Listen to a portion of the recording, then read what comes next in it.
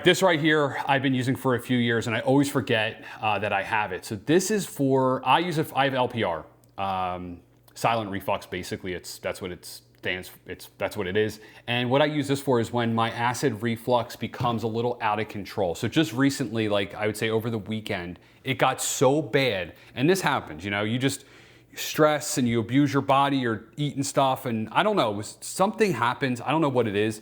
Sometimes it just gets out of control. Maybe once a year. And this is always like my backup, and this always works for me.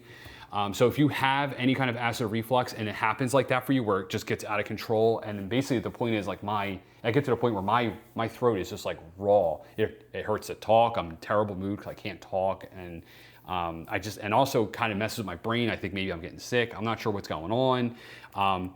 So this is a godsend. I love this stuff. It's a little more expensive than you would expect, but it works. At least for me, I get the cherry one, don't get the cool mint. If you have reflux, I don't know why you would get the one cool mint, because I feel like that would burn.